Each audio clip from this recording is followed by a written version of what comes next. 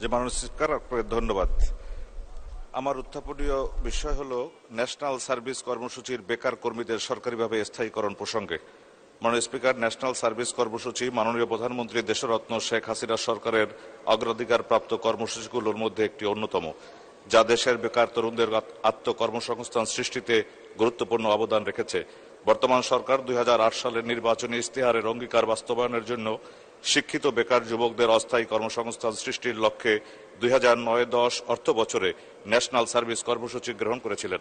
National service কর্মসূচির আওতায় এ পর্যন্ত 2,28,129 জনের বেসরকারি সরকারি প্রতিষ্ঠানে অস্থায়ী কর্মসংস্থান এবং 50,399 জনের আত্মকর্মসংস্থানের সুযোগ সৃষ্টি হয়েছিল।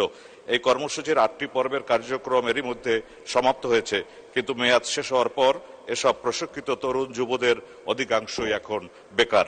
মাননীয় স্পিকার, আধুনিক বাংলাদেশের মানবিক প্রধানমন্ত্রী, মানবতার মা দেশরত্ন শেখ হাসিনা 2010 সালের 6 মে বরগুনার ঐতিহাসিক সার্কিট হাউস ময়দানে প্রায় 2 লাখ মানুষের উপস্থিতিতে এই পাইলট প্রকল্পের শুভ উদ্বোধন করেছিলেন। আমার স্পষ্ট মনে আছে, আমি সেই বিশাল জনসভাটি উপস্থাপনা করবার গৌরব অর্জন করেছিলাম।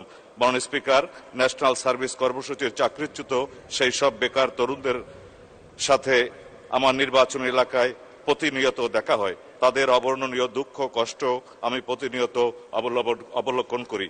মাননীয় স্পিকার, সরকার ইতিমধ্যে ন্যাশনাল সার্ভিস কর্মসূচি একটি প্রকল্প আকারে বাস্তবায়নের সিদ্ধান্ত নিয়েছেন। সম্ভাব্যতা যাচাই করতে একটা পরামর্শক প্রতিষ্ঠান নিয়োগ দেওয়া হয়েছে। মাননীয় স্পিকার, আপনার মাধ্যমে মাননীয় প্রধানমন্ত্রী দেশরত্ন শেখ হাসিনার প্রতি এই গুরুত্বপূর্ণ বিষয়টি সদয় বিবেচনার জন্য আমি অত্যন্ত বিনয়ের সঙ্গে অনুরোধ করছি। আপনাকে ধন্যবাদ মাননীয় স্পিকার।